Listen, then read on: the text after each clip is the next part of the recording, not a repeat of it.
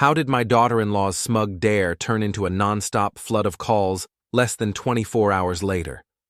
Why did I leave without one argument and still end up holding the only leverage they could not replace? And what made the same people who called me useless suddenly beg me to come back, on their terms? While you're here, don't forget to subscribe, hit the hype button, and support this channel with a like. And tell us below, have you ever faced something like this? I'm Colby Dornell, 56 years old, former school principal, 23 years running a district office, handling budgets, policies, emergencies, and parents who thought screaming would change state law. I learned early that silence, paperwork, and procedure beat emotion every time. I retired 2 years ago, not because I was tired, but because Wyatt asked me to help. My son needed stability. His wife, Tessa, worked long hours managing a marketing firm downtown. Their boy, Nolan, was 4 then. Wyatt said it would be temporary, just until they figured things out. I sold my condo, moved into their guest room, and became the person who kept their household running. I handled school pickups, emergency contacts, meal prep, doctor appointments, and all the invisible work that no one notices until it stops. Tessa tolerated me at first. She'd smile when I offered to cook dinner. She'd thank me when I picked up Nolan from daycare. But slowly, things changed. She started testing boundaries, small things at first, telling me where I could sit in the living room, correcting me in front of Nolan about how to make his lunch, changing rules without asking, moving my groceries to different shelves, sighing loudly when I spoke during dinner. Wyatt never pushed back. He'd shrug and say, "Dad, just let it go, you know how she is." As if her being that way was just a fact of nature, like weather. I let it go because Nolan loved his mornings with me. He'd climb into my lap while I made him toast with butter cut into small squares, tell me about his dreams, ask me why clouds moved or why birds sang. That kid was the only reason I stayed. His laugh was pure. His trust was complete. When he looked at me, I mattered. But Tessa kept pushing. She started calling me dramatic when I asked to be included in decisions about Nolan's schedule. She'd roll her eyes when I spoke at dinner, making little comments under her breath that Wyatt would pretend not to hear. She treated me like furniture. Something useful, but not worth consulting. And Wyatt, my own son, started repeating her language, calling me old school, telling me I was overthinking things, suggesting I was too sensitive when I pointed out her rudeness. 3 weeks ago, Tessa hosted a small dinner party. Friends from her office, young professionals who talked about quarterly projections and brand synergy. I stayed in my room, didn't want to interfere. I read a book, listened to their laughter through the walls. But when I came out to get water around 10, she made a comment, loud enough for everyone to hear. "Colby, maybe you should just stay in your space. We're having grown-up time." Her friends laughed. One of them, a woman with sharp red lipstick, glanced at me with something like pity. Wyatt looked at his plate, fork frozen halfway to his mouth, and said nothing. I didn't respond. I filled my glass and walked back to my room. But something shifted that night. I stopped pretending this was temporary. I started paying attention to details, to patterns, to what I actually handled versus what they claimed to do themselves. I realized Tessa never filled out school forms, never scheduled doctor appointments, never handled the landlord's emails or the utility company's billing questions. She managed the social calendar, dinners, parties, appearances, but avoided anything requiring paperwork or legal responsibility. Wyatt worked irregular hours as a freelance graphic designer. Some months were good, others were lean. He'd get stressed about invoices, about clients who didn't pay on time, about projects that fell through. And when he got stressed, he withdrew. He'd sit in his home office for hours, door closed, headphones on, while Tessa ran the household image and I ran the household reality. Last Tuesday, Tessa came home early. I was in the kitchen, organizing Nolan's school forms for the next semester. Permission slips, medical updates, emergency contact revisions. She dropped her designer purse on the counter and stared at me with that look she'd perfected, the one that made you feel like you were in her way. You know, Colby, if you're so unhappy here, you can always leave. I looked up from the papers. I'm not unhappy. You act like we owe you something, like we forced you to move in. I moved in because Wyatt asked. She laughed, sharp and cold, like glass breaking. Wyatt asks a lot of things, doesn't mean you had to say yes. I set the pen down carefully. What do you want me to say, Tessa?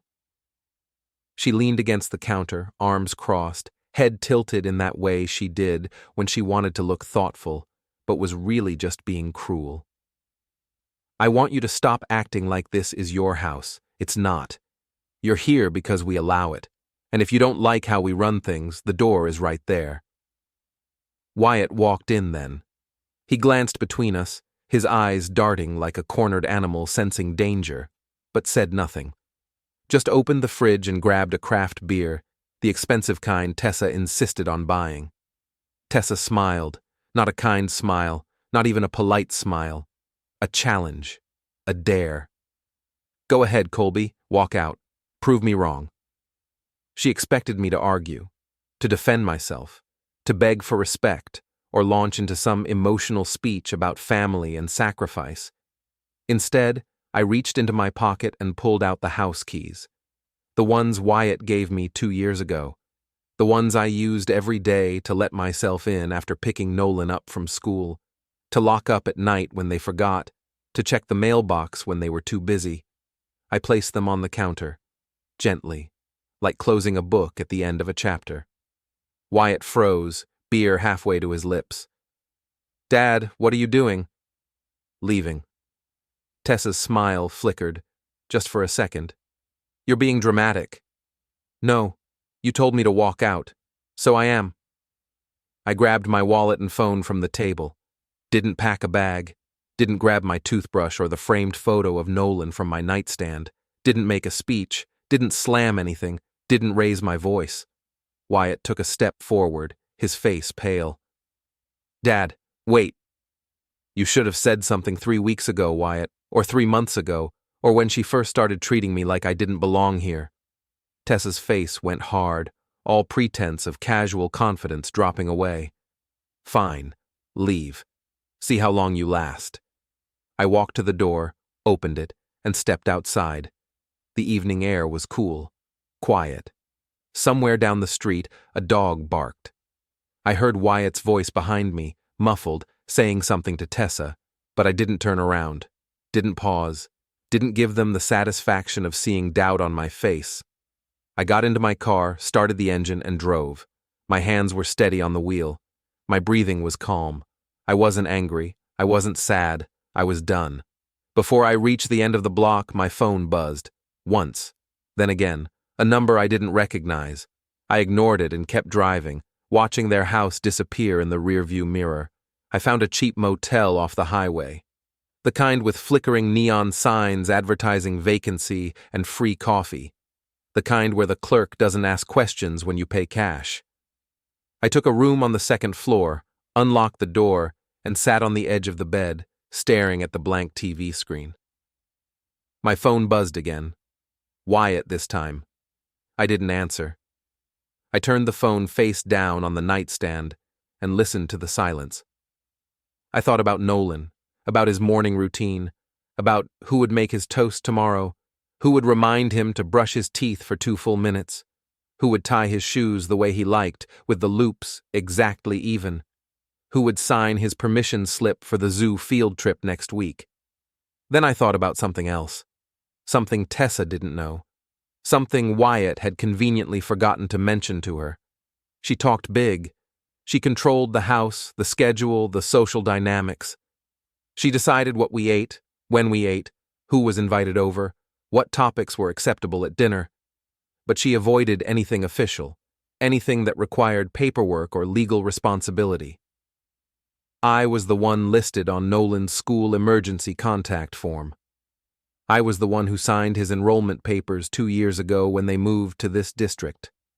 I was the one authorized to pick him up, to make medical decisions if Wyatt and Tessa couldn't be reached, to approve field trips and medication administration.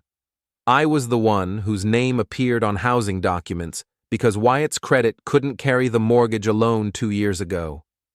The landlord required a co-signer with stable income and a clean financial history.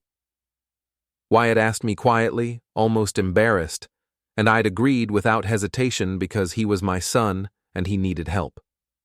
Tessa didn't know about that. Wyatt never told her.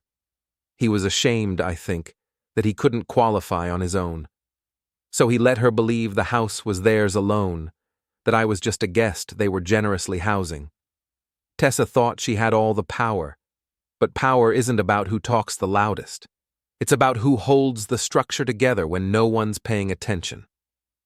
I pulled out the small notebook I always carried, an old habit from my principal days, and started writing.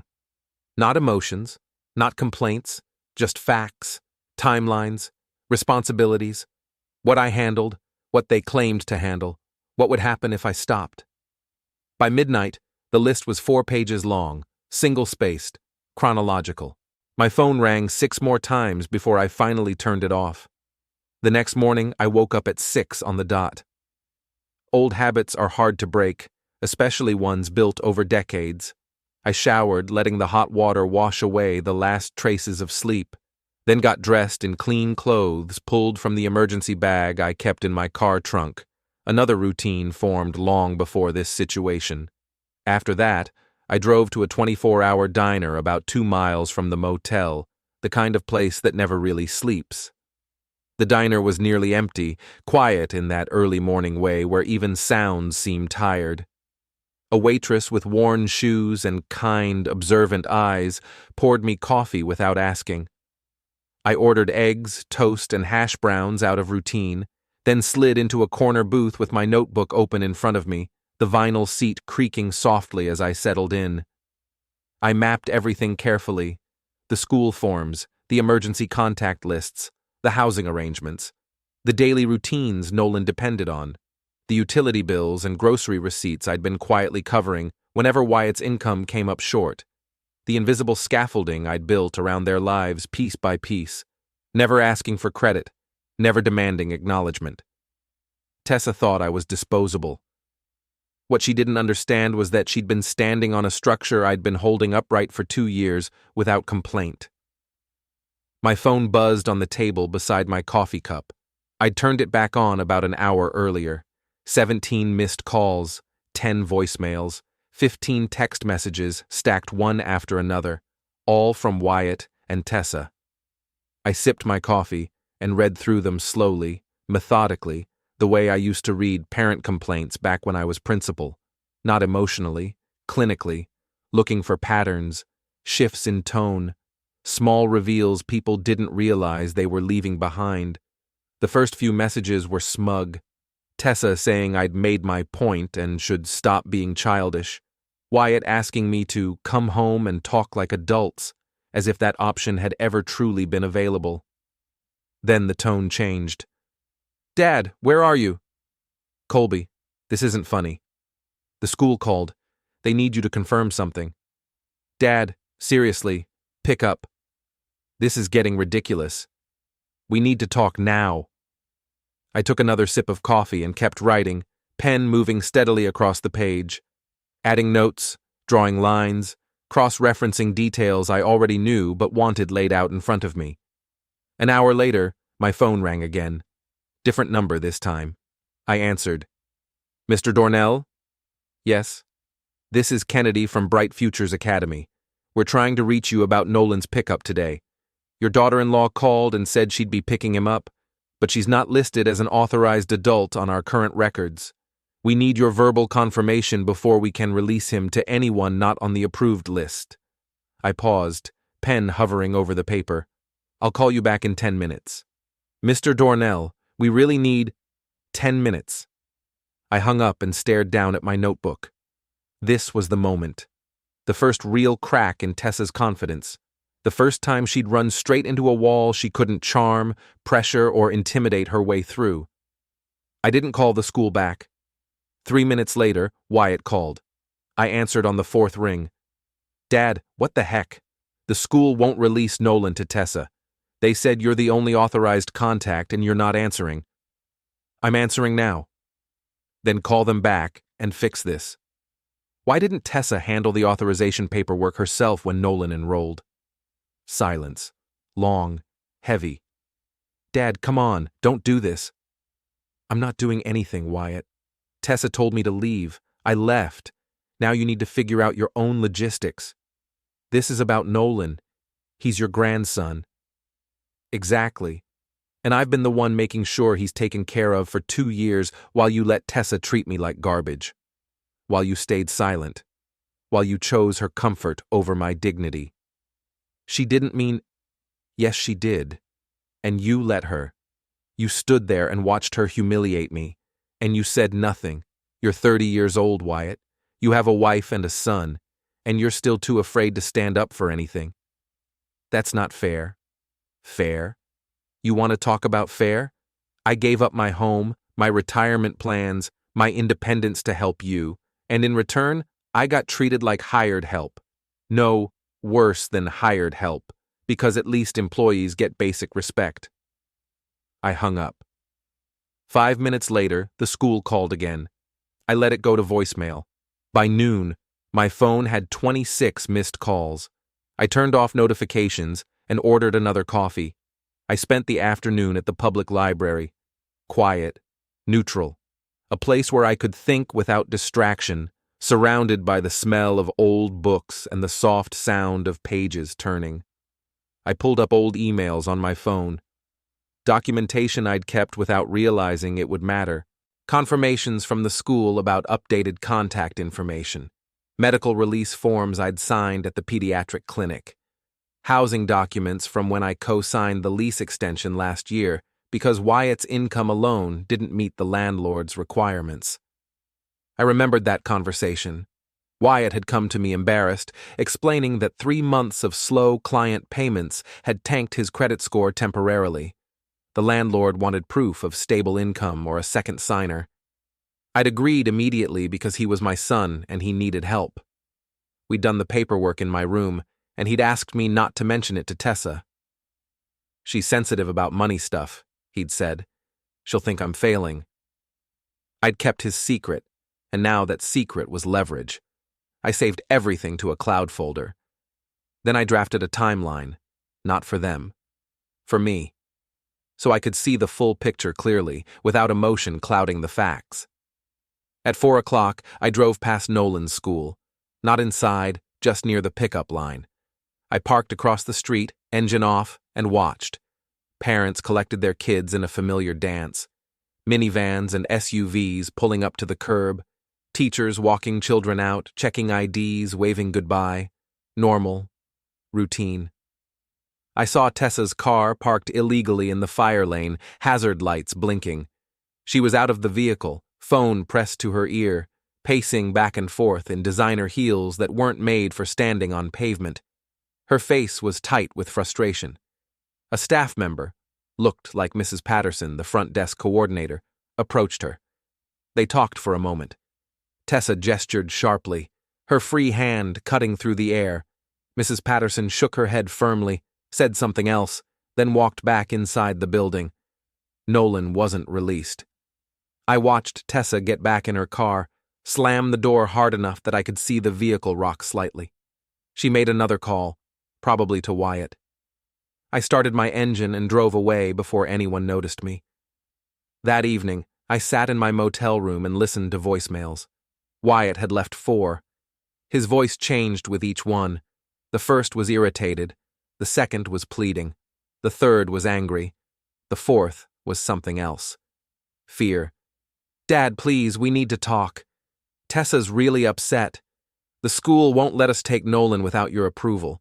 They said because you're listed as the primary guardian for emergencies, they need your direct authorization to change anything. This is serious. Just come back and we'll figure it out. Please. I saved the voicemail, added it to my folder. Tessa left a message too. Her voice was controlled, but I could hear the strain underneath. Colby, I think we got off on the wrong foot. Let's sit down and talk. As adults. You're right that I should have been more considerate. Let's fix this. Too little, too late.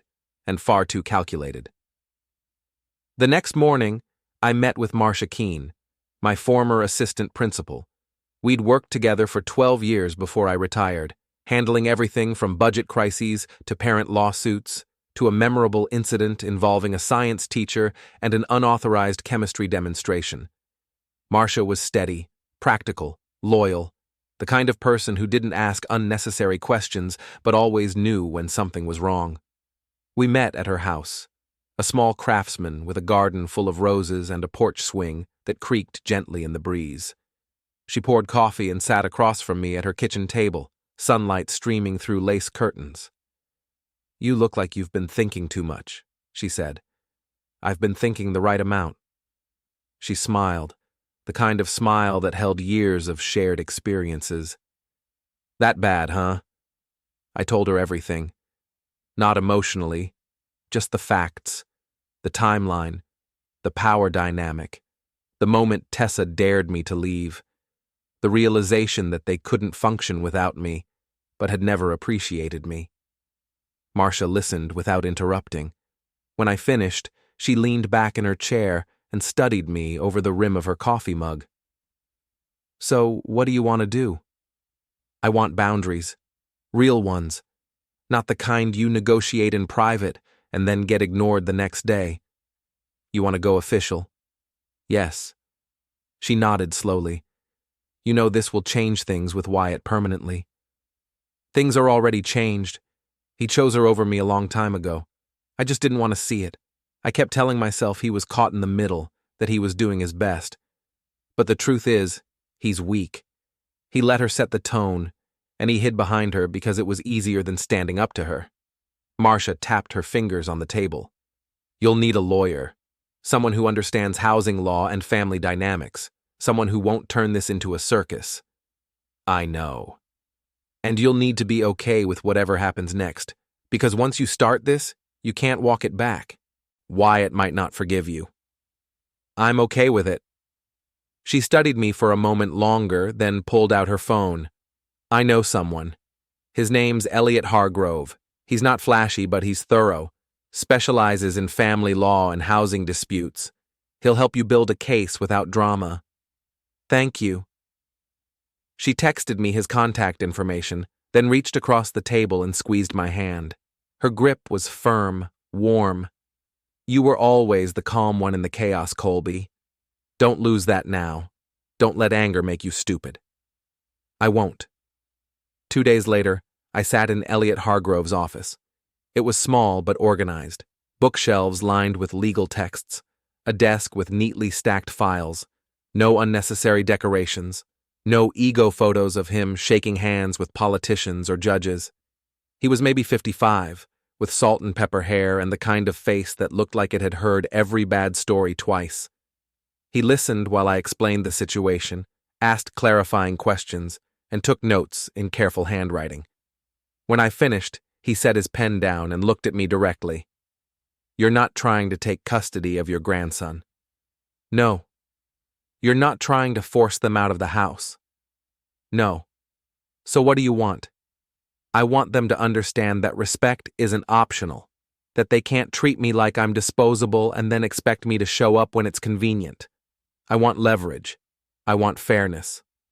Elliot leaned back in his chair. Leverage and fairness are usually the same thing in cases like this. He picked up his pen again. "Let's talk about what you actually control. The school authorizations, the housing co-signature, any financial entanglements?" "I've been covering utilities for the past year, sometimes groceries when Wyatt's income dips. He hasn't asked me to, but I do it because otherwise Nolan suffers." "Do you have proof?" "Bank statements going back 14 months. "Good, bring those. We'll need to establish a clear picture of your role in the household, not just emotionally, but structurally. We need to show that you weren't a guest. You were a load-bearing wall." Over the next week, I pulled together everything methodically. Bank records showing utility payments, grocery purchases, medical copays, emails from the school confirming my status as Nolan's primary emergency contact, copies of forms I'd filled out and signed over the years without a second thought. a detailed log breaking down my daily responsibilities versus what Wyatt and Tessa claimed to handle themselves. When it was all laid out in front of me, the pattern was impossible to ignore. I met with Elliot twice more during that week. Each time he reviewed the materials with the same careful, deliberate attention. He flipped through pages, made notes in the margins, asked pointed questions, and quietly built the case piece by piece, like someone assembling a structure they fully intended to stand. "This is solid," he said during our third meeting, tapping the folder lightly. "You've essentially been acting as a co-parent and a financial contributor without any formal recognition. They've benefited from your labor, your time, and your resources while treating you as subordinate. That's a clear power imbalance, and it's something we can address." "So, what's the next step?" I asked. "We request a formal mediation," he said. "It's not a lawsuit, which keeps things less adversarial. It's a structured conversation with a neutral third party, usually a retired judge or a trained mediator. We present the facts, they present theirs, and we see where the gaps are." "Will they show up?" "They'll show up," he said without hesitation. "Because if they don't, the mediator files a report, and that report can be used in any future legal proceedings. It becomes part of the record. They won't risk that, especially with a child involved." "How long until we can schedule it?" 2 weeks, usually. I'll file the paperwork tomorrow." I agreed. Elliot filed the request the next day. A date was set. 2 weeks and 3 days from now, circled neatly on the calendar. In the meantime, my phone finally stopped ringing constantly. Not because they'd given up, but because they realized emotional appeals weren't working anymore. There was nothing left to say that I hadn't already heard. Instead, Wyatt tried a different approach. He sent a text asking to meet in person. Just the two of us. No Tessa mentioned. I thought about ignoring it. I even set the phone down and walked away for a while. But curiosity got the better of me, the same instinct that had always pushed me to understand situations fully before deciding how to respond. We met at a family restaurant on the edge of town, the kind with laminated menus, vinyl booths, and a breakfast all-day policy that hadn't changed in decades. He was already there when I arrived, sitting in a booth near the back, angled away from the other customers as if he didn't want to be seen. He looked tired. Older than 30. Lines around his eyes that hadn't been there 2 years ago. I slid into the seat across from him without greeting. "Thanks for coming," he said quietly. "What do you want, Wyatt?" "I want to fix this. I want you to come home." "That's not my home." He flinched like I'd struck him. "Dad, don't say that." "It's the truth. You and Tessa made it very clear that I was only there because you allowed it. So I left. I did exactly what she told me to do." "She didn't mean it." "Yes, she did. And you didn't stop her. You stood there and let her humiliate me. Again." He rubbed his face with both hands. "I know. I should have said something, but you know how she gets. If I push back, she what? Treats you the way she treats me?" He didn't answer. Just stared at the table. I leaned forward. "Wyatt, you're 30 years old, you have a wife and a son, and you're still too afraid to stand up for yourself. Or for me. You hide behind her. Let her make all the decisions. Let her control the narrative. And then you act surprised when she goes too far. It's not that simple. It is that simple. You just don't want to admit it." A waitress approached, but I waved her away. This wasn't a social meal. Wyatt looked up, his eyes red-rimmed. "Nolan misses you." That one hurt. I felt it like a physical blow, but I kept my voice steady. "I miss him too." "Then come back. We'll work it out. I'll talk to Tessa. I'll make sure she—" "No." He looked startled. "What?" "I'm not negotiating with you in private anymore. If you want to work this out, we'll do it the right way, through mediation, with everything on the table. You're really going to make this legal?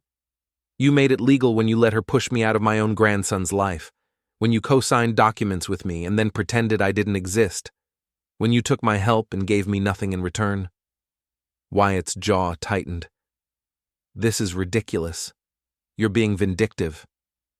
No. Vindictive would be taking you to court without warning. This is me offering you a chance to face reality in a controlled environment. Tessa's going to hate this. I don't care what Tessa hates. I care about being treated like a human being, like someone who matters. He opened his mouth to argue, but I stood up. The mediation is in 10 days. Show up or don't. Either way, I'm done pretending this is okay. I walked out before he could respond. Behind me, I heard him call my name once, but I didn't turn around. The next week passed slowly. I stayed at the motel, ate at diners, walked around parks, read books, checked my bank account, and confirmed I had enough savings to last months if necessary. Elliot called twice to confirm details. The mediation was scheduled for a Friday afternoon at the county courthouse. Professional, neutral, unavoidable. The night before, I laid out my clothes, pressed my shirt, polished my shoes. Old rituals from my principal days. Looking competent mattered. Looking like someone who took things seriously mattered. I barely slept, not from nerves, from anticipation. The day of the mediation arrived. I woke at dawn, showered, dressed carefully. Button-down shirt, clean slacks, my good watch. Not formal, but intentional. Elliot met me in the courthouse lobby at 1:30. We reviewed the plan one final time. No emotional outbursts, he reminded me. No accusations, just facts. Let the paperwork speak. Let them hang themselves with their own explanations. I understand. If Tessa tries to provoke you, stay calm. That's your greatest weapon here. Your ability to remain reasonable while she unravels. I've dealt with angry parents for 23 years. I know how to stay calm, he smiled. Good. Let's go. We were led to a small mediation room on the second floor. A rectangular table, 8 chairs, a water pitcher and glasses, large windows overlooking the parking lot. The mediator, a woman in her 50s named Dr. Callahan, sat at the head of the table. She had short gray hair and sharp eyes that missed nothing. She introduced herself, explained the mediation process, and outlined the ground rules. This is a voluntary process, she said. The goal is to find common ground and establish agreements that work for everyone involved. I'm here to facilitate, not to judge, but I will intervene if things become unproductive. Wyatt and Tessa arrived at 2 o'clock exactly. Tessa wore a tailored blazer and heels, her hair styled perfectly, makeup flawless. She looked like she was walking into a business meeting she knew she'd dominate. Wyatt looked uncomfortable, pale. He avoided my eyes as they took seats across from us. Dr. Callahan asked everyone to introduce themselves. Basic information. Then she turned to Elliot. Mr. Hargrove, you requested this mediation. Would you like to begin? Elliot opened his folder. Thank you, Dr. Callahan. I'll keep this brief and factual. He laid out everything methodically. The timeline of my living situation, the responsibilities I'd assumed, the school authorization forms with my name as primary emergency contact, the housing co-signature documents showing I was legally tied to their lease, the bank statements showing my financial contributions over 14 months. He spoke calmly, without emotion, presenting each piece of evidence like a prosecutor building a case. Tessa interrupted twice. And that's not... Dr. Callahan raised her hand. Miss Quinn, please wait your turn. Tessa's jaw clenched, but she stayed silent. When Elliot finished, he slid a summary document across the table to Dr. Callahan. This outlines Mr. Dornell's structural role in the household. As you can see, he wasn't a guest. He was a functional co-parent and financial contributor who received no recognition or respect for his contributions. Dr. Callahan reviewed the document carefully. Then she looked at Tessa and Wyatt. Would you like to respond? Tessa smiled. That same sharp smile from 3 weeks ago. Confident, dismissive. Colby has been a wonderful help. We've appreciated everything he's done. But he's made this situation uncomfortable for everyone by refusing to communicate. He walked out without warning, abandoned his grandson, and now he's trying to use legal threats to manipulate us into letting him back. Dr. Callahan made a note. Mr. Dornell, do you have a response? I looked directly at Tessa. My voice was calm, even. I didn't abandon anyone. You told me to leave. You stood in your kitchen and dared me to walk out. I called your bluff. And the reason you've been calling non-stop is because you finally realized how much I was doing that you couldn't replace. Tessa's smile faltered. Just slightly. Elliot slid another folder across the table. These are the communications from Ms. Quinn and Mr. Dornell over the past 3 weeks. Text messages, voicemails, call logs. You'll see a clear pattern of requests. Not for reconciliation, but for Mr. Dornell to resume his responsibilities without addressing the disrespect he experienced.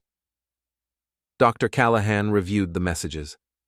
Her expression didn't change, but I saw her pause on several pages, saw her eyebrows lift slightly. Wyatt shifted in his seat. Dad, this wasn't supposed to go this far. This is family business. We should have handled it privately. We tried handling it privately for 2 years. That's how we got here. Tessa leaned forward, her voice sharp. Colby, you're making this bigger than it is. We had a disagreement. That's all. You're blowing it out of proportion. Elliot cleared his throat. Ms. Quinn, the housing documents show that Mr. Dornell co-signed your lease extension last year. Without his signature, your landlord would not have approved the renewal. Your household income alone didn't meet the minimum requirement. Were you aware of that? Tessa's face went blank. She turned to Wyatt, her expression shifting from confident to confused to angry in the space of 3 seconds. What is he talking about? Wyatt stared at the table. I didn't think it mattered. You didn't think it mattered? You told me we qualified on our own, Elliot continued, his voice still calm. Additionally, Mr. Dornell is listed as the primary emergency contact for Nolan at Bright Futures Academy and at Riverside Pediatric Clinic. Any medical or educational decisions requiring parental consent go through him first, if you're unavailable. Changes to these authorizations require his direct approval and new paperwork. Did you know that? Tessa's jaw tightened. That can be changed. It can, Elliot agreed. But it requires forms, notarization, administrative processing. The school district policy is very clear, and in the meantime, the structures Mr. Dornell put in place remain in effect. Dr. Callahan set the folder down and looked at everyone. It seems the core issue here isn't really about housing or paperwork. It's about respect and boundaries. Mr. Dornell, what outcome are you seeking? I took a breath. This was the moment. I want acknowledgement. I want Wyatt and Tessa to understand that I'm not furniture. I'm not disposable. I contributed to their household in meaningful, structural ways, and I was treated like an inconvenience. If they want me in Nolan's life going forward, they need to treat me like I matter. Tessa scoffed. This is manipulative. No, I said, my voice still calm. Manipulation is what you've been doing for 2 years. Making me feel small so you could feel big, controlling conversations, changing rules, excluding me from decisions while benefiting from my labor. This is me setting a boundary. Dr. Callahan made another note. Ms. Quinn, Mr. Dornell, I'm going to be direct. The documentation presented here shows that Mr. Dornell was not a guest in your home. He was a co-responsible adult, contributing financially, logistically, and emotionally. The way you've described him in these messages, she tapped the folder, does not reflect that reality. In fact, several of these messages could be characterized as emotionally manipulative. Tessa's face flushed red. She opened her mouth, closed it, opened it again. I don't have to sit here and be accused of... You requested this mediation be resolved, Dr. Callahan said firmly. If you'd like to leave, you're free to do so. But I'll note that in my report. Tessa stayed seated, her hands gripping the edge of the table.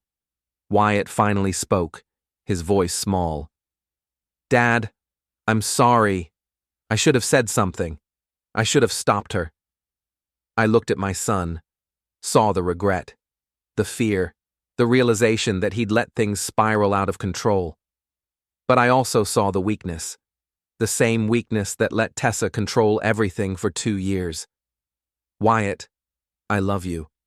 But love isn't enough. You made choices. You let her disrespect me. You hid information from her about our financial arrangement because you were ashamed. And now you're both dealing with the consequences. Dr. Callahan looked at her notes. I'm going to recommend several things. First, all parties need to establish clear written agreements about roles, responsibilities, and communication standards. Second, Tessa and Wyatt need to formally acknowledge Mr. Dornell's contributions. Third, any future living arrangements must include mutual respect clauses. Tessa shook her head. This is insane. We don't need written agreements. We're family. Family without boundaries is chaos, Dr. Callahan said. And based on what I've seen here today, boundaries are exactly what you need. She turned to me. Mr. Dornell, are you willing to continue this conversation in a follow-up session? I looked at Wyatt, then at Tessa. Saw her confidence crumbling, saw her control slipping away. No, I said quietly. I've said what I needed to say. I stood up. Elliot gathered the papers. Tessa's voice rose. Where are you going? We're not done here. Dr. Callahan looked at me. Mr. Dornell, do you wish to continue? No. I came here to set the record straight. That's done. They can figure out the rest themselves. I walked toward the door. Behind me, I heard Tessa's chair scrape back with sudden force. Heard her voice, shrill now, demanding I stay. Heard Wyatt say something quiet and desperate. But I didn't turn around. I stepped into the hallway, the courthouse door closing behind me with a soft click. Elliot followed, catching up in 3 strides. That was perfect, he said. You gave them nothing to twist, nothing to use against you, and you made your point. We walked down the corridor together. My phone buzzed. I ignored it. Outside, the afternoon sun was bright. The parking lot was half empty. I took a deep breath, feeling lighter than I had in weeks. Elliot shook my hand. They'll probably try to contact you tonight. Don't respond. Let them sit with what just happened. I won't. I got into my car and drove away. In my rearview mirror, I saw Wyatt and Tessa emerge from the courthouse. Tessa was gesturing wildly, her face red. Wyatt stood there, hands in his pockets, looking defeated. For the first time in 2 years, I felt free. Not angry, not sad, just free. I drove past their street without slowing down, past the library, past the diner, out toward the highway where the motel sat with its flickering vacancy sign. My phone buzzed again. A text from Marcia. How did it go? I pulled over and typed back. It went exactly how it needed to. I sat there for a moment, engine idling, watching the sun sink toward the horizon. Then I smiled.